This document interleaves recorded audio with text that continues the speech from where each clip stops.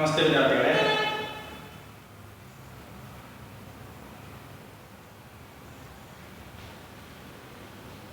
ಮೊದಲನೇ ಗದ್ಯವಾದಂತಹ ಗಾಂಧಿ ನಿಮಗೆ ಕವಿ ಪರಿಚಯ, ನಂತರ ಅದರಲ್ಲಿ ಬರುವಂತಹ ಪದಗಳ ಅರ್ಥವನ್ನ ನೋಡಿದ್ರಿ. ಇವತ್ತು ಗಾಂಧಿ ಅದು ಯಾವ ರೀತಿ ಆ ಒಂದು ಹಳ್ಳಿಯ ಅಂದ್ರೆ ಗ್ರಾಮೀಣ ಪ್ರದೇಶದ ಬಡ ಕುಟುಂಬದಲ್ಲಿ ಹುಟ್ಟಿದಂತಹ ಒಬ್ಬ ಹುಡುಗನ ಒಂದು ಧಾರಣ ಸ್ಥಿತಿ ಯಾವ ರೀತಿ ಇತ್ತು, ಮುಂದೆ ಏನಾಯಿತು, ಹಾಗಾದ್ರೆ ಅವನು ರೋಗದಿಂದ ಬಳಲುತ್ತಿರುವಾಗ ಆ ಒಂದು ಸರ್ಕಾರಿ ಆಸ್ಪತ್ರೆಯಿಂದ ಅವನಿಗೆ ಯಾವ ರೀತಿಯ ಒಂದು ಚಿಕಿತ್ಸೆಗಳು ಸಿಕ್ಕುವು ಅನ್ನೋದ್ರ ಬಗ್ಗೆ ನೋಡೋಣ. ನಿಮಗೂ ಕೂಡ ಈಗ ಗ್ರಾಮೀಣ ಪ್ರದೇಶದಲ್ಲಿ ಇರುವಂತಹ ವ್ಯಕ್ತಿಗಳಿಗೆ ಸರ್ಕಾರಿ ಆಸ್ಪತ್ರೆಯ ವಾತಾವರಣದ ಬಗ್ಗೆ ಗೊತ್ತೇ ಇರುತ್ತೆ. ಸರ್ಕಾರಿ ಆಸ್ಪತ್ರೆ ಅಂದ್ರೆ ಅಲ್ಲಿ ಯಾರು ಕೂಡ ಹೋಗೋದಿಲ್ಲ. ಇನ್ನೇನ್ ಮಾಡಬೇಕು ಅಂತಂದ್ರೆ ನಗರ ಪ್ರದೇಶದಲ್ಲಿ ಇರುವಂತಹ ಒಂದು ಸರ್ಕಾರದ ಆಸ್ಪತ್ರೆಗೆ ಹೋಗ್ಬೋದು. ಅಲ್ಲಿಯೂ ಕೂಡ ಕೆಲವೊಂದಿಷ್ಟು ಸಮಸ್ಯೆಗಳು ಇದ್ದೇ ಇದಾವೆ. ಅಂದ್ರೆ ಏನಪ್ಪಾ ಅಂದ್ರೆ ಸರಿಯಾಗಿ ಚಿಕಿತ್ಸೆ ಬೇಗ ಲಭಿಸುವುದಿಲ್ಲ, ಬೇಕಾದಂತಹ ಸಲಕರಣೆಗಳು ಕೂಡ ಇರುವುದಿಲ್ಲ, ಅದರ ಜೊತೆಗೆ ಅಲ್ಲಿರುವಂತಹ ಅಧಿಕಾರಿಗಳ ದರ್ಪ, ಅಲ್ಲಿರುವಂತಹ ಸ್ವಚ್ಛತೆ, ಅಲ್ಲಿ ನೀಡುವಂತಹ ಒಂದು ಚಿಕಿತ್ಸೆ,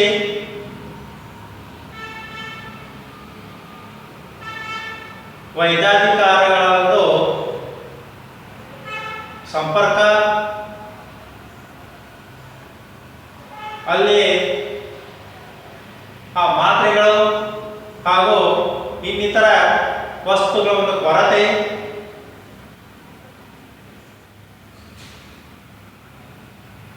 ಹಾಗೂ ಡಾಕ್ಟರ್ಗಳ ಹಾಜರಾತಿ,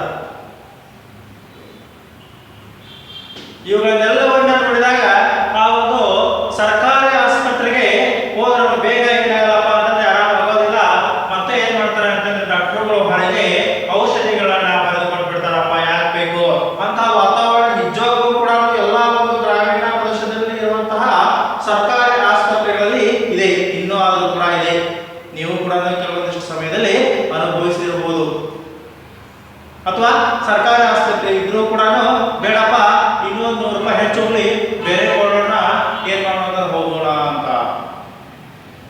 ಇಲ್ಲಿ ಹಾಗಾದ್ರೆ ಆ ಒಬ್ಬ ಬಾಲಕ, ಆ ಒಂದು ಹುಡುಗನಿಗೆ ಬಂದಂತಹ ರೋಗ, ಆ ಒಂದು ರೋಗವನ್ನು ವಾಸಿ ಮಾಡುವಂತಹ ವೈದ್ಯರು ಯಾವ ರೀತಿ ಇರ್ತಾರಪ್ಪ? ಹಾಗಾದ್ರೆ ಅವರಿಗೆ ಸರಿಯಾದಂತಹ ಒಂದು ಚಿಕಿತ್ಸೆ ಸಿಗುತ್ತೋ ಇಲ್ಲೋ? ಹಳ್ಳಿಯಲ್ಲಿ ಇರುವಂತಹ ಒಬ್ಬ ಹುಡುಗ ಆ ಒಂದು ಜಿಲ್ಲೆಯ ಆಸ್ಪತ್ರೆ ಅಂದ್ರೆ ಬೇರೆ ನಗರ ಒಂದು ಪ್ರದೇಶಕ್ಕೆ ಬಂದು ಅಲ್ಲಿ ಕೂಡ ಸರ್ಕಾರಿ ಆಸ್ಪತ್ರೆನೇ, ಅಲ್ಲಿ ಬಂದಾಗ ಯಾವ ರೀತಿಯ ಒಂದು ಚಿಕಿತ್ಸೆಯನ್ನು ಪಡೆದುಕೊಳ್ತಾನೆ ಅನ್ನೋದನ್ನ ನೋಡಿ. ಅವ ಪಡುವಂತಹ ಒಂದು ಸಮಸ್ಯೆಗಳು ಅಂದ್ರೆ ಅವ ಪಡುವಂತಹ ಕಷ್ಟಗಳು, ನಂತರ ಎದುರಿಸುವಂತಹ ಸಮಸ್ಯೆಗಳು ಯಾವ ರೀತಿ ಅಂತವುಗಳು ಅಂತ ನೋಡ್ರಿ. ಗಾಂಧಿ ಬರೆದವರು ಡಾಕ್ಟರ್ ಬಸವನಹಳ್ಳಿ ರಾಮಣ್ಣ.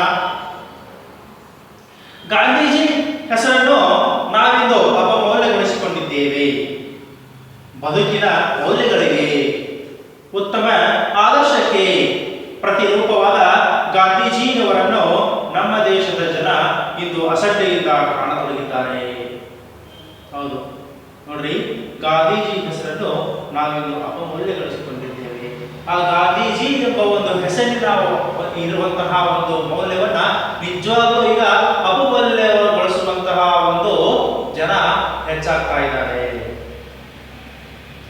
ಅವ್ರನ್ನ ರಾಷ್ಟ್ರಪಿತ ಅಂತ ಕರಿತೀವಿ. ಇಡೀ ದೇಶಕ್ಕೆ ಏನಪ್ಪಾ ಅಂದ್ರೆ ಮಾದರಿಯಾದಂತವರು, ಒಳ್ಳೆಯ ಒಂದು ಆದರ್ಶಗಳನ್ನ ತಮ್ಮ ಜೀವನದಲ್ಲಿ ಅಳವಡಿಸಿಕೊಂಡವರು, ತತ್ವಗಳನ್ನ ಅಳವಡಿಸಿಕೊಂಡವರು, ಸತ್ಯ ಅಹಿಂಸೆಯ ದಾರಿಯಲ್ಲಿ ನಡೆದವರು. ಇಂತಹ ಮಹಾನ್ ಒಂದು ವ್ಯಕ್ತಿಗಳ ಹೆಸರಿಗೆ ನಾವು ಕಳಂಕ ಹಂಚುವಂತಹ ಒಂದು ಕೆಲಸವನ್ನ ಈಗ ಮಾಡ್ತಾ ಇರುವಂತಹ ಎಷ್ಟು ಒಂದು ಜನಸಂಖ್ಯೆ ಇದೆ.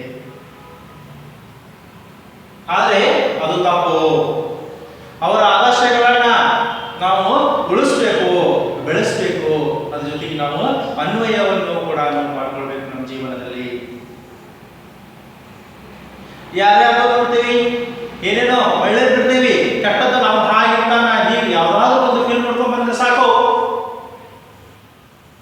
ಅವನು ಹೇರ್ ಸ್ಟೈಲ್ ಆಗಿದೆ, ಡ್ರೆಸ್ ಯಾವ ರೀತಿ ಹಾಕ್ತಾನ, ಶೂಜು, ಕೈಯಲ್ಲಿ ಏನ್ ಕಟ್ತಾನ, ಕೊರಳಲ್ಲಿ ಏನ್ ಕಟ್ತಾನ,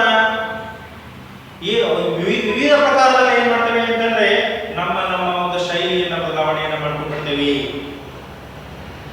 ಆದ್ರೆ ಇಡೀ ದೇಶಕ್ಕೆ ಮಾದರಿಯಾದಂತಹ ಇಂತಹ ಒಂದು ಶ್ರೇಷ್ಠವಾದಂತಹ ಆದರ್ಶಗಳನ್ನ ಹೊಂದಿದಂತಹ ಆ ಒಂದು ವ್ಯಕ್ತಿಗಳ ಒಂದು ಹೆಸರಿಗೆ ನಾವು ಮೌಲ್ಯವನ್ನು ಹಚ್ಚುವಂತಹ ಒಂದು ಕೆಲಸವನ್ನ ಮಾಡುವಂತಹ ಕಲಾಕೃತಿಕರು ಇಂದಿನ ಒಂದು ಸಮಾಜದಲ್ಲಿ ಇದ್ದಾರೆ. ಅದು ನಿಜ. ಬದುಕಿನ ಮೌಲ್ಯಗಳಿಗೆ ಉತ್ತಮ ಆದರ್ಶಕ್ಕೆ ಪ್ರತಿರೂಪವಾದ ಗಾಂಧೀಜಿಯವರನ್ನು ನಮ್ಮ ದೇಶದ ಜನ ಇಂದು ಅಸಡ್ಡೆಯಿಂದ ಕಾಣತೊಡಗಿದ್ದಾರೆ. ಹೌದು, ಅಸಡ್ಡೆ. ಅಕ್ಟೋಬರ್ 2ಕ್ಕೆ ಗಾಂಧಿ ಜಯಂತಿ ಇದೆ ಬರೀಪ್ಪ ಅಂದ್ರೆ ಯಾರು ಬರೋದಿಲ್ಲ. ಒಂದ್ ವೇಳೆ ಬಂದರೂ ಕೂಡ ಕಾಟಾಚಾರ, ಹೋಗ್ಲೇಬೇಕಪ್ಪ ಅನ್ನೋ ಒಂದು ಅನಿವಾರ್ಯತೆಯಿಂದ ಬಂದು ಒಂದು ತಾಸಲ ಹೋಗಿ ಬಂದ್ಬಿಟ್ರಾತು ಅದನ್ನು ಹೋಗಿ ಅದು ಅಸಡ್ಡೆಯಿಂದ ಪೂಜೆ ಬರೋದು, ಎಲ್ಲರೂ ಬಂದು ಕುತ್ಕೊಂಡು ಏನ್ ಮಾಡೋದು ಅಂತಂದ್ರೆ ಹೋಗಿ ಬಿಡೋದು. ಏನಂತಪ್ಪ ಇವತ್ತ ಗಾಂಧಿ ಜಯಂತಿ ಇದೆ, ಏನ್ ಬಿಡ್ಬೇಕು, ಗಾಂಧಿ ಜಯಂತಿ ದಿವಸ ಬಂದ್ವಿ, ಪೂಜೆ ಮಾಡಿದ್ವಿ, ವಾಪಸ್ಸು ಮನೆಗೆ ಹೋದ್ವಿ, ಇವತ್ತು ರಜೆ ಸಿಕ್ತು. ಇದು ಒಂದೇ ಗಾಂಧಿ ಜಯಂತಿ ಅಲ್ಲ. ಗಾಂಧಿ ಜಯಂತಿ ಇದೆ ಅಂದ್ರೆ ಅವತ್ತ ಆ ಒಂದು ಗಾಂಧಿಯವರ ಜೀವನ ಚರಿತ್ರೆಯ ಬಗ್ಗೆ, ಅವರ ಒಂದು ತತ್ವಗಳ ಬಗ್ಗೆ, ಆದರ್ಶಗಳ ಬಗ್ಗೆ, ಅವರು ನಮ್ಮ ದೇಶಕ್ಕಾಗಿ ಮಾಡಿದಂತಹ ಒಂದು ಸೇವೆಯ ಬಗ್ಗೆ, ಎಲ್ಲದರ ಬಗ್ಗೆನೂ ಕೂಡ ನಾವು ತಿಳ್ಕೋಬೇಕು. ಹಾಗಾದ್ರೆ ಅವತ್ತು ಒಂದಿನ ಪೂರ್ತಿ ರಜೆ ಇರುತ್ತೆ, ಒಂದಿನ ಪೂರ್ತಿ ಅದನ್ನ ಮಾಡ್ಬೇಕಾ? ಬೇಡ. ಅಟ್ಲೀಸ್ಟ್ ಅವ್ರಿಗಾಗಿ ಸ್ವಲ್ಪ ಸಮಯ, ಪೂರ್ತಿ ಬೇಡ, ಸ್ವಲ್ಪ ಸಮಯ, ಆ ಸ್ವಲ್ಪ ಸಮಯವನ್ನು ಏನಾದ್ರು ಸ್ವಲ್ಪ ಅವರ ಜೀವನ ಚರಿತ್ರೆಗಾಗಿ ಯಾವುದಾದ್ರೂ ಒಂದು ವಿಷಯವನ್ನ ತಿಳಿದುಕೊಳ್ಳಲಿಕ್ಕೆ ಮೀಸಲಾಗಿ ನೀವೇನಾದರೂ ಬಿಟ್ರೆ ಅದರಿಂದ ನಿಮ್ಮ ಜೀವನವೂ ಕೂಡ ಏನಾಗುತ್ತೆ, ಬದಲಾಗುತ್ತೆ. ಅದಕ್ಕೆ ಜಾಗಬೇಕಂದ್ರೆ ಇಂದಿನ ಒಂದು ಜನ ಅವರನ್ನ ಅಸಡ್ಡೆಯಿಂದ ಕಾಣತೊಡಗಿದ್ದಾರೆ. ಗಾಂಧಿ ಹೆಸರಿಗೆ, ಅವರ ಸರಳ ಬದುಕಿಗೆ, ಉನ್ನತ ಆದರ್ಶಗಳಿಗಾಗಿರುವ ಅವ್ಯವಸ್ಥೆಯನ್ನು ಭಾರತವಾದಂತ ಕಾಣಬಹುದು. ಹೌದು, ಅವರ ಒಂದು ಹೆಸರಿಗೆ ಹಾಗೂ ಅವರ ಸರಳ ಬದುಕಿಗೆ. ಅವ್ರ ಬದುಕು ಬಹಳಷ್ಟು ಏನಿರ್ತದೆ ಸರಳ. ಆ ಸರಳವನ್ನ ಬದುಕನ್ನು ನಡೆಸುವಂತಹ ಒಂದು ಗಾಂಧೀಜಿಯವರಿಗೆ ಹಾಗೂ ಉನ್ನತ ಆದರ್ಶಗಳನ್ನು ಹೊಂದಿದಂತಹ ಆ ಒಂದು ಗಾಂಧೀಜಿಯವರಿಗೆ ಇದು ಇಡೀ ಭಾರತವಾದಂತಹ ಒಂದು ಅವ್ಯವಸ್ಥೆಯನ್ನ ನೀಡುವಂತದ್ದಾಗಿದೆ.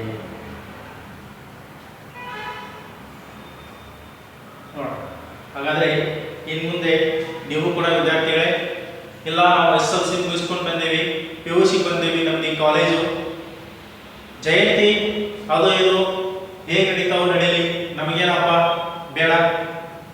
ಈಗ ನೀವು ಇರುವಂತಹ ವಿದ್ಯಾರ್ಥಿಗಳ ಮುಂದಿನ ನಮ್ಮ ದೇಶದ ಒಂದು ಭವಿಷ್ಯವನ್ನ ನಿರ್ಮಾಣ ಮಾಡುವಂತವರು. ಈಗ ನೀವು ನಿಮ್ಮ ಈ ಕಲಿಯುವಂತಹ ಹಂತದಲ್ಲಿ ಯಾವ ರೀತಿಯ ಒಂದು ಗುಣಗಳನ್ನ ಬೆಳೆಸ್ಕೊಳ್ತಿರಲ್ಲ, ಆ ಗುಣಗಳೇ ನಿಮ್ಮನ್ನ ಜೀವನ ಪೂರ್ತಿ ಕಾಪಾಡ್ತಾವು. ಒಳ್ಳೆಯ ಗುಣಗಳನ್ನ ಬೆಳೆಸ್ಕೊಂಡ್ರೆ ಒಬ್ಬ ಸಮಾಜದಲ್ಲಿ ಒಳ್ಳೆಯ ವ್ಯಕ್ತಿಯಾಗಿ ಬೆಳೀತೀರಿ. ಕೆಟ್ಟ ಗುಣಗಳನ್ನಾಗಿ ಬೆಳೆಸ್ಕೊಂಡ್ರೆ ಸಮಾಜಕ್ಕೆ ಮಾರಕವಾಗಿ, ಕಂಟಕವಾಗಿ, ಸಮಾಜಕ್ಕೆ ಬೇಡವಾದಂತಹ ವ್ಯಕ್ತಿಗಳಾಗಿ ಬೆಳೀತೀರಿ. ಹೊಸ ಕಾಲೇಜು, ಹೊಸ ಗೆಳೆತನ, ಹೊಸ ಮುಖಗಳು, ಹೊಸ ಒಂದು ಸ್ನೇಹಿತರ ತಂಡ ಎಲ್ಲವೂ ಇರಲಿ. ಆದ್ರೆ ನಮ್ಮನ್ನ ತಿದ್ದುವಂತಹ ಸ್ನೇಹಿತರಿರಲಿ, ನಮ್ಗಿಂತ ಹೆಚ್ಚು ಬುದ್ಧಿವಂತರಿರಲಿ, ಒಳ್ಳೆಯ ಒಂದು ಹವ್ಯಾಸಗಳನ್ನ ರೂಢಿ ಮಾಡಿಕೊಂಡು ಬಂದಂತಹ ಸ್ನೇಹಿತರಿರಲಿ.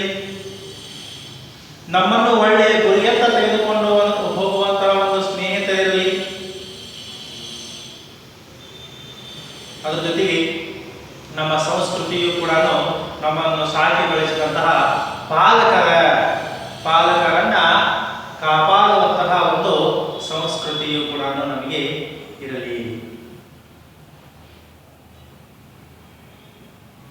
ಅದಕ್ಕೆ ನೋಡಿ, ನಾವಿಲ್ಲಿ ಪ್ರತಿಯೊಂದು ನಾವು ಇಲ್ಲಿ ಮಾಡುವಂತಹ ನಡವಳಿಕೆ, ಈ ನಡವಳಿಕೆ ಇದೆಯಲ್ಲ, ಈ ನಡವಳಿಕೆ ಏನಾಗುತ್ತೆ ಅಂದ್ರೆ ನಮ್ಮ ಸಂಸ್ಕೃತಿಯನ್ನ ಸೂಚಿಸುತ್ತೆ. ನಮ್ಮ ನಡವಳಿಕೆ ಏನಾದ್ರೂ ಸರಿ ಇಲ್ಲ ಅಂದ್ರೆ ಏನಪ್ಪ, ಹಾಗಾದ್ರೆ ಏನ್ ಕಲ್ತ ಇವನು, ಯಾವ ಸ್ಕೂಲು, ಏನಿಂದು, ಆ ರೀತಿ ಈ ರೀತಿ ಅಂತಂದ್ರೆ ಬಹಳಷ್ಟು ಏನ್ ಮಾಡ್ತಾವ ಅಂತಂದ್ರೆ ಮಾತುಗಳು ಬರ್ತಾವು. ಅದಕ್ಕೆ ಈ ಒಂದು ಕಲಿಯುವ ಒಂದು ಹಂತದಲ್ಲಿ ಮೊದಲು ಶಿಸ್ತನ್ನು ಏನ್ ಮಾಡ್ಕೋಬೇಕು ಅಂತ ನಾವು ಅಳವಡಿಸ್ಕೊಳ್ಬೇಕು. ಜೀವನಕ್ಕೆ ಮೊದಲು ಶಿಸ್ತು, ಆಮೇಲೆ ಗುರಿಯನ್ನು ಮುಟ್ಲಿಕ್ಕೆ ಬೇಕಾದಂತಹ ಸತತ ಪ್ರಯತ್ನ.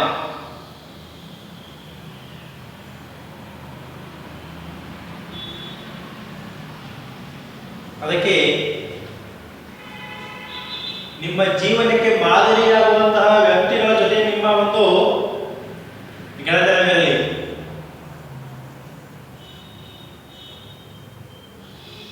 ನೀವು ಬೆಳೆಸಿಕೊಳ್ಳುವಂತಹ ಆದರ್ಶಗಳು, ತತ್ವಗಳು ಕೂಡ ನಿಮ್ಮ ಜೀವನವನ್ನ ಬೆಳಗಿಸುವಂತಹದ್ದಾಗಬೇಕು. ನೋಡ್ರಿ, ಹಾಗಾದ್ರೆ ನೋಡ ಕಾಲೇಜು, ಯಾಕಂದ್ರೆ ನೀವು ಕೂಡ ಈ ಮನೆಯಲ್ಲಿ, ನಾನು ಕೂಡ ಇಲ್ಲಿ ಇನ್ನೊಂದು ಕೆಲವೇ ದಿನಗಳಲ್ಲಿ ಕಾಲೇಜು ಪ್ರಾರಂಭ ಆಗುತ್ತೆ. ಪ್ರಾರಂಭ ಆದ್ಮೇಲೆ ನಾನು ನೇರವಾಗಿ ನೋಡ್ತೀನಿ. ಅವಾಗ ಗೊತ್ತಾಗುತ್ತೆ ಯಾರಪ್ಪ ಯಾರು ಹೇಗಿದ್ದಾರೆ, ಯಾರ ನಡವಳಿಕೆ ಹೇಗಿದೆ, ಯಾರಿಗೆ ಸಾಧಿಸಬೇಕೆಂಬ ಒಂದು ಛಲವಿದೆ.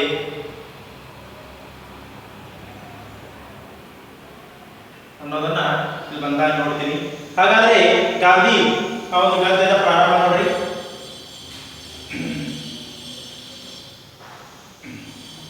ಒಂದು ದಿನ ನೋಡಿ, ಒಂದು ದಿನ ಬಳ್ಳಕೆರೆ ಎಂಬ ಹಳ್ಳಿಯಿಂದ 10 ಮೂಡುವುದಕ್ಕೆ ಮುಂಚೆಯೇ ಬಂದು ಆಸ್ಪತ್ರೆಯಲ್ಲಿ ಕಾಯುತ್ತಿದ್ದ ಒಬ್ಬ ಹೆಂಗಸು ಮತ್ತು ಸುಮಾರು 15 ವರ್ಷದ ಹುಡುಗ ಬಹಳ ಹೊತ್ತಿನವರೆಗೂ ಯಾರ ಗಮನಕ್ಕೂ ಬರದೆಯೇ ಬಿದ್ದಿದ್ದರು. ನೋಡ್ರಿ, ಇಲ್ಲಿಂದ ಬಳ್ಳಕೆರೆ ಎಂಬ ಒಂದು ಹಳ್ಳಿಯಿಂದ ಬಂದಿದ್ರು ಇವರು. ಒಂದಿನ ಬಳ್ಳಕೆರೆ ಎಂಬ ಒಂದು ಹಳ್ಳಿಯಿಂದ 10 ಮೂಡುವುದಕ್ಕೆ ಮುಂಚೆಯೇ, ಅಂದ್ರೆ ಇನ್ನೂ ಸೂರ್ಯೋದಯವಾಗಿದ್ದಿಲ್ಲ, ಸೂರ್ಯೋದಯವಾಗಿದ್ದಿಲ್ಲ. ಮುಂಜಾನೆ ಸುಮಾರು 5 ಗಂಟೆ, 4 ಗಂಟೆ, 5:30 ಹೀಗೆಲ್ಲ ಇರಬೇಕು. ಹಸು ಅಂತ ಕರಿತೀವಲ್ಲ, ಆ ಒಂದು ಮುಂಜಾನೆ ಹಸಿಮೆಲ್ಲ ಏನ್ ಮಾಡಿದ್ರು ಅಂತಂದ್ರೆ 10 ಮೂಡುವುದಕ್ಕೆ ಮುಂಚೆಯೇ ಬಂದು ಆಸ್ಪತ್ರೆಯಲ್ಲಿ ಕಾಯುತ್ತಿದ್ದ. ಏನ್ ಮಾಡಿದ್ರು, 10 ಮುಂಚುವುದಕ್ಕೆ ಮೊದಲೇ ಏನ್ ಮಾಡಿದ್ರು ಅಂತಂದ್ರೆ ಆಸ್ಪತ್ರೆಗೆ ಬಂದು ಬಿಟ್ಟಿದ್ರು. ಯಾಕಂದ್ರೆ ಬಹಳ ಜನ ಬರ್ತಾರೆ, ಕ್ಯೂ ನಿಲ್ತಾರೆ, ಅಷ್ಟೇ ನಿಲ್ಲೋದು ಬೇಡ, ಮೊದಲೇ ಬಂದ ಆರಾಮಿಲ್ಲ ಅಂದ್ರೆ ದುಡ್ಡು ಎಲ್ಲೇ ಬಂದಿಲ್ಲಕ್ಕಾಗುತ್ತೆ.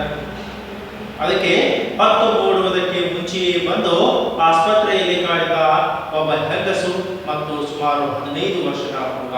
ನೋಡ್ರಿ, ಒಬ್ಬ ಹೆಂಗಸು, ಅವಳ ಜೊತೆಗೆ ಸುಮಾರು 15 ವರ್ಷದ ಒಬ್ಬ ಹುಡುಗ, ಇಬ್ಬರು ಕೂಡ 10 ಮೂಡುವುದಕ್ಕೆ ಮುಂಚೆ ಬಂದಿದ್ದಾರೆ, ಬಂದು ಕಾಯ್ತಾ ಇದ್ದಾರೆ. ಹುಡುಗ ಬಹಳ ಹೊತ್ತಿನವರೆಗೂ ಯಾರ ಗಮನಕ್ಕೂ ಬರದೇ ಬಿದ್ದಿದ್ದರು. ನೋಡಿ, ಆ ಹೆಂಗಸು ಮತ್ತು ಆ 15 ವರ್ಷದ ಹುಡುಗ ಯಾರ ಗಮನಕ್ಕೂ ಕೂಡ ಬಂದಿರಲಿಲ್ಲ. ಅವರು ಬಂದಲ್ಲಿ ನಿಂತ್ಕೊಂಡು ಏನೇನು ಬಿದ್ದುಬಿಟ್ಟಿದ್ರು. ನೋಡಿ, ಗ್ರಾಮೀಣ ಪ್ರದೇಶದಿಂದ ನಗರ ಪ್ರದೇಶಕ್ಕೆ ಹೋದಂತಹ ಒಂದು ಸಂದರ್ಭದಲ್ಲಿ ನೋಡಿದ್ರು ಕೂಡ ನೋಡದೇ ಇರುವಂತಹ ಜನರೇ ಜಾಸ್ತಿ.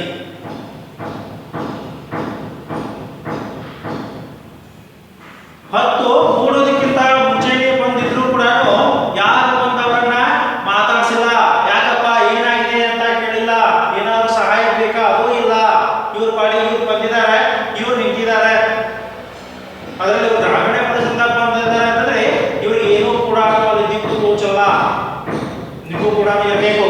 ದೊಡ್ಡದಾದಂತಹ ಒಂದು ನಗರದ ಪ್ರದೇಶಗಳಿಗೆ ಹೋಗಿಬಿಟ್ರೆ ಅಲ್ಲಿ ನೋಡಿದ್ರೆ ಸಾಕು, ಏನಪ್ಪಾ ಇದು ಇಂಥ ದೊಡ್ಡದಾದಂತಹ ಒಂದು ನಗರ, ಇಲ್ಲಿ 1 ಸಾರಿ 2 ಸಾರಿ 10 ಸಾರಿ ಬಂದರೂ ಕೂಡ ಆ ಒಂದು ನಗರವನ್ನ ನೀವು ಎಲ್ಲಿ ಬಂದಿರಲ್ಲ ಆ ಪ್ರದೇಶವನ್ನ ಮತ್ತೊಮ್ಮೆ ಬಂದಾಗ ಕಂಡುಹಿಡಿಯಕ್ಕಾಗಲ್ಲ.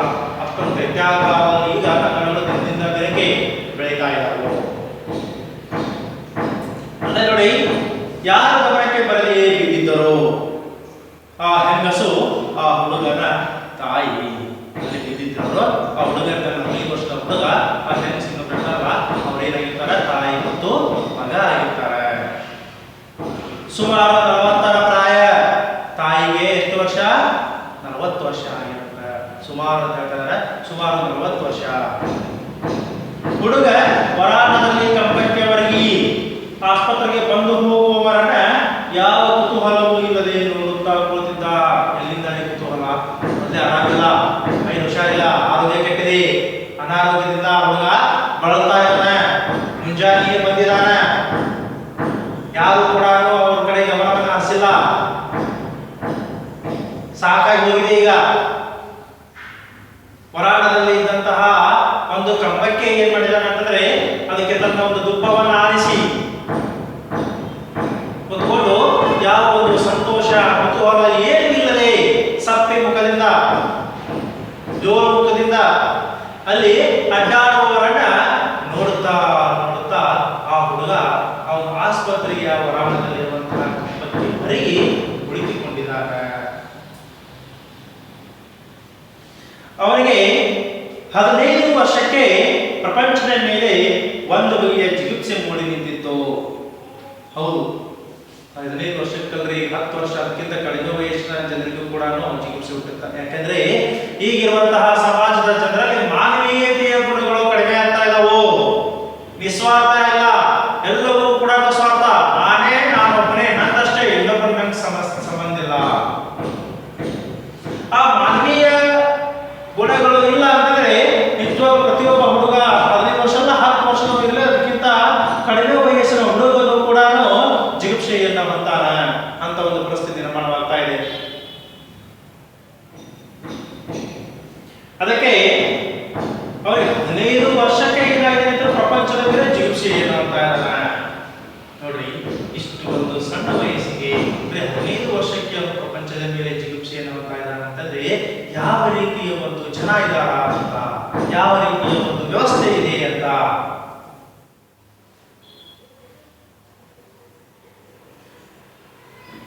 ಕುಳಿತು ಕುಳಿತು ಸಾಕಾಗಿ ಅವನ ಪಕ್ಕದಲ್ಲೇ ನಿಂತಿದ್ದ ತನ್ನ ಅವ್ವನ ಸೀರೆಯನ್ನು ಬಲವಾಗಿ ಎಳೆದು ಕುಳಿತು ಕುಳಿತು ಕಾಯ್ದು ಕಾಯ್ದು ಸಾಕಾಯಿತು. ಮತ್ತು ಮೂಡುವುದಕ್ಕೆ ಮುಂಚೆನೆ ಹೋದಂತಹವರು ಆಸ್ಪತ್ರೆಗೆ, ಅದು ಒಬ್ಬರು ಕೂಡ ಇವರ ಕಡೆ ಗಮನವನ್ನು ಹರಿಸಲಿಲ್ಲ. ಅದಕ್ಕೆ ಕುಳಿತು ಕುಳಿತು ಸಾಕಾಗಿ ಕೊನೆಗೆ ಆ ಹುಡುಗ ಹೇಳ್ತಾ ತನ್ನ ಒಂದು ತಾಯಿಯ ಒಂದು ಶರಗ ಹಿಡಿದು ಜಗ್ಗಿ ಹೇಳ್ತಾನ ತಾಯಿಗೆ. ಏನಂತ ಹೇಳ್ತಾನ ಅಂತಂದ್ರೆ ನೋಡ್ರಿ, ಅವ್ವ ಬಿಸಿಲು ಜಾಸ್ತಿ ಆಯ್ತಾ ಇದೆ, ನಡಿ ಊರಿಗೆ ಹೋಗುವ. ಹೇಳ್ತಾ ಇದ್ದಿ ಇಲ್ಲವಾ?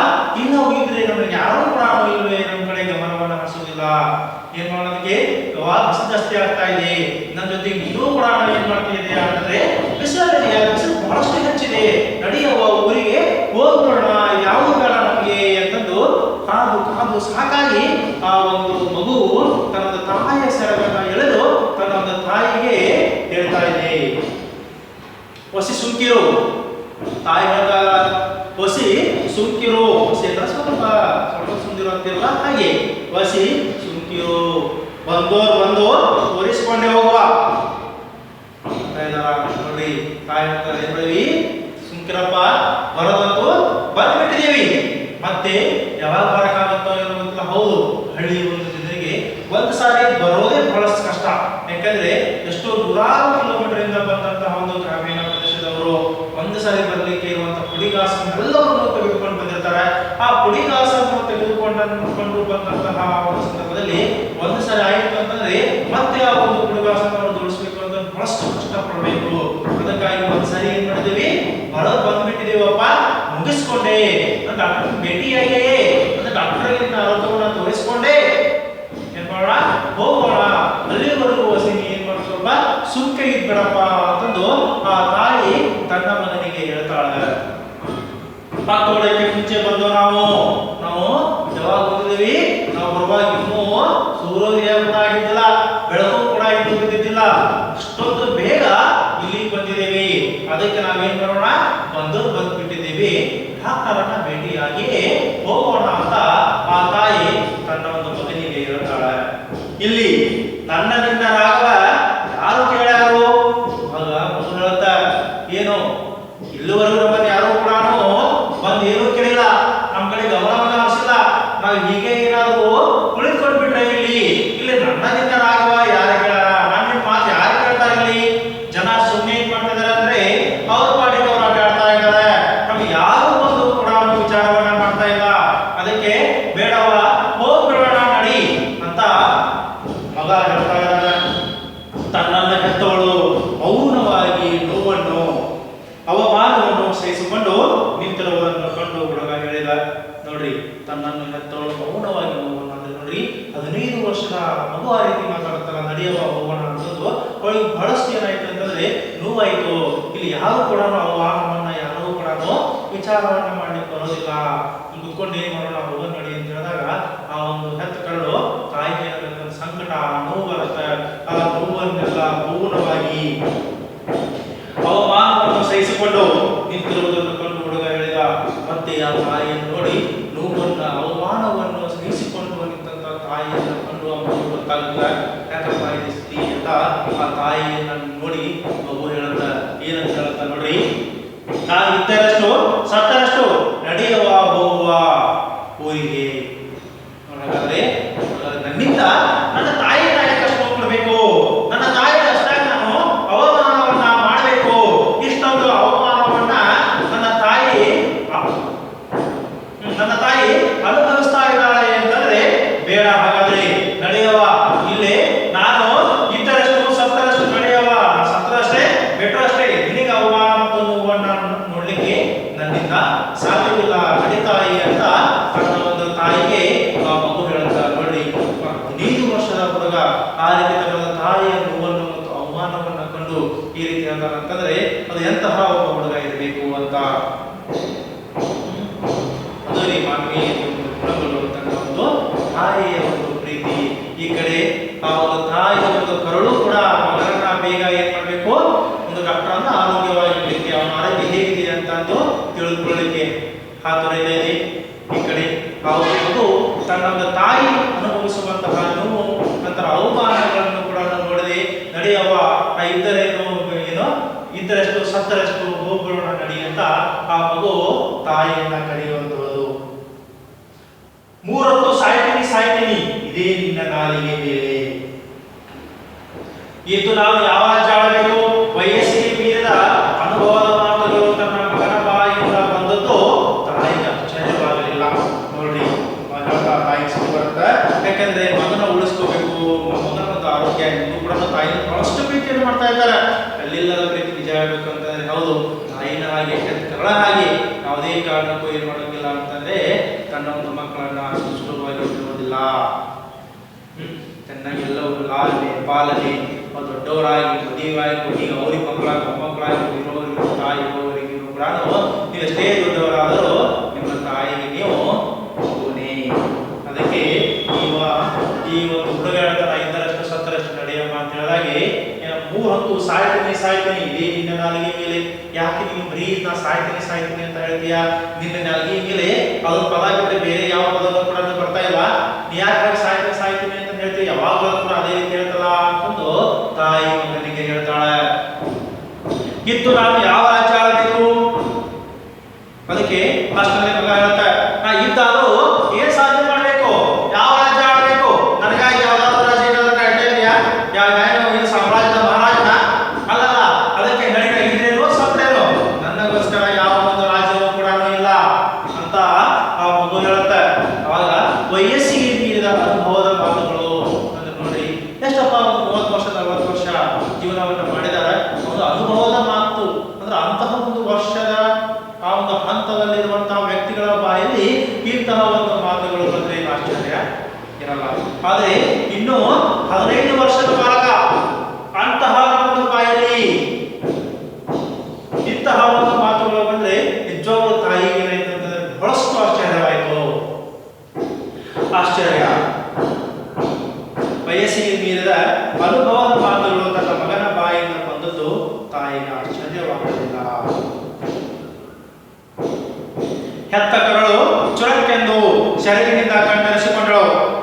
ಹಾಗೆ ಹೆತ್ತ ಕರಳು ಚುರಕ್ಕೆಂದು ಅಂದ್ರೆ ಹೇಳುವಂತ ಮಾತು, ನಾವಿದ್ದು ಯಾವ ರಾಜ್ಯ ಆಗಬೇಕು, ನಡಿನ ಸತ್ವ ಬಿಟ್ಟರೆ ಅಂತ ಹೇಳ್ತಾರಲ್ಲ, ಅದಕ್ಕೆ ತಾಯಿಯ ಒಂದು ಹೆತ್ತ ಕರಳು ಚುರಕ್ಕೆಂದು ಅಂದ್ರೆ ಕಣ್ಣೀರೇನಾಗುತ್ತೆ ಅಂತಂದ್ರೆ ಸುರಿತಾ ಇರ್ತಾರೆ. ಅದನ್ನ ಏನ್ ಮಾಡ್ತಾರೆ ಅಂತ ನಿಧಾನವಾಗಿ ಕಣ್ಣರಿಸ್ಕೊಳ್ತಾ ತನ್ನ ಒಂದು ಸೆರಗಿನಿಂದ ತನ್ನ ದೇಹದಲ್ಲಿರುವ ಕಾಯಿಲೆಯ ನೋವನ್ನು, ತಾಯಿಯ ಅಸಹಾಯಕತೆ, ಅವಮಾನವನ್ನು ಇನ್ನು ಸಹಿಸಲಾಗದು ಎನ್ನುವ ರೀತಿ ಹುಡುಗ ಧಡಕ್ಕನೆ ಮೇಲೆದ್ದು ಮುಂದುವರೆದ. ಅಲ್ಲಿಗೆ ಏನ್ ಮಾಡ್ತಾನೆ ತನ್ನ ದೇಹದಲ್ಲಿರುವ ಕಾಯಿಲೆಯ ನೋವನ್ನು, ತನ್ನ ಒಂದು ದೇಹದಲ್ಲಿರುವಂತಹ ಕಾಯಿಲೆ ಏನಾಗ್ತಾ ಇದೆ ಅಂತಂದ್ರೆ ಹೆಚ್ಚಾಗ್ತಾ ಹೋಗ್ತಾ ಇದೆ, ಇಡೀ ದೇಹವನ್ನ ಆವರಿಸಿಕೊಳ್ತಾ ಇದೆ. ಆ ಒಂದು ನೋವು ಮತ್ತು ಏನಾಗ್ತಾ ಇದೆ ಹೆಚ್ಚಾಗ್ತಾ ಇದೆ. ಆ ನೋವನ್ನು ಸಹಿಸಿಕೊಳ್ಳಲಾರದೆ ತಾಯಿಯ ಒಂದು ಅಸಹಾಯಕತೆ ಅಂದ್ರೆ ಅವನ ತಾಯಿ ಬಂದಿದ್ದಾಳೆ, ಆದ್ರೆ ಏನ್ ಮಾಡ್ಬೇಕು ಅನ್ನೋ ಒಂದು ಪರಿಜ್ಞಾನ ಇಲ್ಲ, ಏನು ಮಾಡ್ಬೇಕು ಅಂತ ಕೂಡ ಗೊತ್ತಾಗ್ತಾ ಇಲ್ಲ. ಅಂತಹ ಒಂದು ಸಂದರ್ಭದಲ್ಲಿ ಅವಳ ಒಂದು ಅಸಹಾಯಕತೆಯನ್ನು ಕೂಡ ಕಂಡು ಆ ಮಗುವಿಗೆ ಬಹಳಷ್ಟು ಏನಾಗುತ್ತಂದ್ರೆ ಬೇಜಾರಾಗುತ್ತೆ. ಅಸಹಾಯಕತೆ, ಅವಮಾನವನ್ನು ಇನ್ನು ಸಹಿಸಲಾಗದು ಎನ್ನುವ ರೀತಿಯಲ್ಲಿ ತಾಯಿ ಏನು ಕೂಡ ಮಾಡ್ಲಿಕ್ಕಾಗಲ್ಲ. ಇಂಥ ಒಂದು ನಗರ ಪ್ರದೇಶಗಳಲ್ಲಿ ಬಂದಂತಹವರಿಗೆ ಆ ಒಂದು ಜನರ ಪರಿಚಯ ಇಲ್ಲ, ಏನೂ ಇಲ್ಲ. ಹಾಗಾದ್ರೆ ಏನಪ್ಪ ಹೇಳೋದು, ಅವಮಾನವನ್ನು ಇನ್ನು ಸಹಿಸಲಾಗದು, ನನ್ನ ತಾಯಿಗಾಗುವಂತಹ ಒಂದು ಅವಮಾನವನ್ನು ಕೂಡ ನಾನು ಸಹಿಸಲಿಕ್ಕೆ ಆಗುವುದಿಲ್ಲ ಎನ್ನುವ ರೀತಿಯಲ್ಲಿ ಹುಡುಗ ಧಡಕ್ಕನೆ ಮೇಲೆದ್ದು, ಹಾಗಾದ್ರೆ ಬೇಡ ಹೀಗೆ ಕುತ್ಕೊಂಡ್ರೆ ಸುಮ್ಮನೆ ನಡೆಯೋದಿಲ್ಲ ಅಂತಂದು ಧಡಕ್ಕನೆ ಏನ್ ಮಾಡ್ತಂದ್ರೆ ಮೇಲೆ ತಕ್ಷಣ ಸಡನ್ ಆಗಿ ಏನ್ ಮಾಡ್ತಾನೆ ಮೇಲೆ ಹೇಳ್ತಾನ, ಎದ್ದು ಮುಂದುವರೆದ. ಎಲ್ಲಿಗೆ ಹೋಗ? ತಾಯಿ ಕೇಳ್ತಾಳ, ಎಲ್ಲಿಗೆ, ಯಾಕಪ್ಪ, ಯಾಕಿದ್ದಿ, ಎಲ್ಲಿಗೆ ಹೋಗ ಅಂತಂದು ತಾಯಿ ಕೇಳ್ತಾಳ.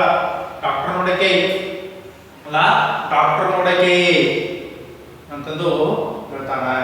ಅಷ್ಟರಲ್ಲಿ ತಾಯಿ ಹೇಳ್ತಾಳೆ, ಲೋ ಮೊದಲೇ ತೋರಾಟಿ ಬಿದ್ದಿದ್ದಿ ಹುಟ್ಟಿ ಕಣಪ್ಪ ಎಂದು ಹಿಡಿದುಕೊಳ್ಳಲು ಬಂದ ತಾಯಿಯ ಕೈಗಳಿಂದ ಕಸಿದುಕೊಂಡವನೇ ವೈದ್ಯಾಧಿಕಾರಿಗಳ ಕೊಠಡಿಯನ್ನು ಪ್ರವೇಶಿಸಿ ನೆರೆದಿದ್ದ ಜನರ ಗುಂಪನ್ನು ಸೀಳಿ ವೈದ್ಯಾಧಿಕಾರಿಯ ಮೇಜಿನ ಮುಂದೆ ನಿಂತು ಜೋರಾಗಿ ಹೇಳಿದ, ಸಾ ನಾನು ನಮ್ಮವ್ವ ಅವತಾರದಿಂದ ಕಾಯ್ಕೊಂಡೇವಿ. ನೋಡ್ರಿ, ಸಿಟ್ಟಿನಿಂದ ಕೋಪದಿಂದ ಅವನಿಗೆ ಬೆಳಗಿದ ಕಾದು ಸಾಕಾಗಿತ್ತು. ಅವಾಗ ಏನ್ ಮಾಡ್ತಾನಂತ ಬೇಗ ಧಡಕ್ಕನೆ ಹೇಳ್ತಾನ ಹುಡುಗ. ಎದ್ದು ಹೋಗ್ತಾವ ತಾಯಿ, ಎಲ್ಲಿಗೆ ಅಂತ ಡಾಕ್ಟರ್ ಹತ್ರ ಅಂತ ಹೇಳ್ತಾನ.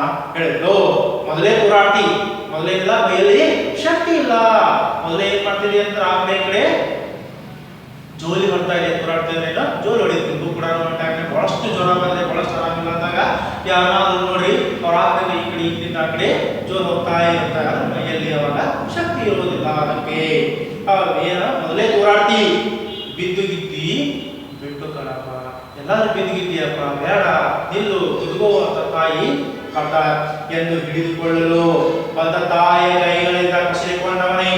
ತಾಯಿ ಏನ್ ಮಾಡ್ತಾಳೆ ಅಂತಂದ್ರೆ ಅವನ್ನ ಹಿಡಿದುಕೊಳ್ಳಾಕ, ನೀ ಬಿದ್ದಿದ್ದೀಯಪ್ಪ ಅಂತ ಹಿಡ್ಕೊಳಕ್ ಮಾಡ್ತಾಳ. ಅವಾಗ ಏನ್ ಮಾಡ್ತಾನೆ, ಕೈಯನ್ನು ಕಸಿದುಕೊಳ್ಬ, ಅದರ ಕೈಯನ್ನ ಜಗಿಕೊಂಡು ವೈದ್ಯಾಧಿಕಾರಿಯ ಕೊಠಡಿಯನ್ನು ಪ್ರವೇಶಿಸಿ ಏನ್ ಮಾಡ್ತಾರೆ ಅಂತಂದ್ರೆ ಆ ಡಾಕ್ಟರ್ ಇರುವಂತಹ ಒಂದು ರೂಮಿ ಕೊಠಡಿಯನ್ನ ಏನ್ ಮಾಡ್ತಾರೆ ಅಂತಂದ್ರೆ ಪ್ರವೇಶವನ್ನು ಮಾಡೋದು ಒಳಗೆ ಹೋಗ್ಬಿಡ್ತಾನ. ನೆರೆದಿದ್ದ ಜನರ ಗುಂಪನ್ನು ಸೀಳಿ ವೈದ್ಯಾಧಿಕಾರಿಯ ಮೇಜಿನ ಮುಂದೆ ಇತ್ತು. ಅದ್ರಲ್ಲಿ ಬಹಳಷ್ಟು ಏನಾಗಿರ್ತಾರೆ ಅಂತಂದ್ರೆ ಜನ ಇರ್ತಾರ, ಆದ್ರೂ ಕೂಡ ಲೆಕ್ಕಿಸದೆ ಏನ್ ಮಾಡ್ತಾರೆ ಅಂತಂದ್ರೆ ಅಲ್ಲಿ ನೋಡಿ ಎಲ್ಲರನ್ನು ದೂಕೊಂಡು ಹೋಗಿ ಆ ಒಂದು ವೈದ್ಯಾಧಿಕಾರಿಗಳ ಮುಂದೆ ಟೇಬಲ್ ಇರ್ತಾರ, ಮೇಜು, ಅದರ ಮುಂದೆ ಬಂದು ಆ ಹುಡುಗ ನಿಲ್ತಾನ. ಇಂದು ಜೋರಾಗಿ ಹೇಳಿದ, ಸಿಟ್ಟು ಬಂದಿರುತ್ತಲ್ಲ, ಜೋರಾಗಿ ಹೇಳ್ತಾನ. ಅಂದ್ರೆ ಸರ್, ನಾನು ನಮ್ಮವ್ವ ಅವತಾರದಿಂದ ಕಾಯ್ಕೊಂಡಿದ್ದೇವೆ. ಸರ್, ನಾನು ನಮ್ಮವ್ವ ಏನ್ ಮಾಡಿದ್ದೇವೆ, ಇನ್ನು 10 ನೋಡುವುದಕ್ಕೆ ಮುಂಚೆನೆ ಕೂಡ ಬಂದುಕೊಂಡಿದ್ದೇವೆ. ಅದಕ್ಕೆ ನಮ್ಮನ್ನು ಕೂಡ ಏನ್ ಮಾಡಿ ವಿಚಾರಿಸಿ ಅಂತ ಅಲ್ಲಿ ಯಾವ ರೀತಿ ತನ್ನ ಒಂದು ನೋವನ್ನ ಒಂದು ವೈದ್ಯರಿಗೆ ಡಾಕ್ಟರ್ಗೆ ಹೇಳ್ತಾರ. ಹಾಗಾದ್ರೆ ಡಾಕ್ಟರ್ ಅವರನ್ನ ಏನ್ ಕೇಳ್ತಾರ ಅನ್ನೋದನ್ನ ಮುಂದಿನ ತರಗತಿಯಲ್ಲಿ ನೋಡೋಣ. ಇಷ್ಟೇನ ಮಾಡಿದ್ರೆ ಗಾಂಧಿ ಹುಡುಗ ಏನ್ ಮಾಡಿದ ಅಂತಂದ್ರೆ ತನ್ನ ತಾಯಿ ಆಸ್ಪತ್ರೆಗೆ ಬಂದಿದ್ದು,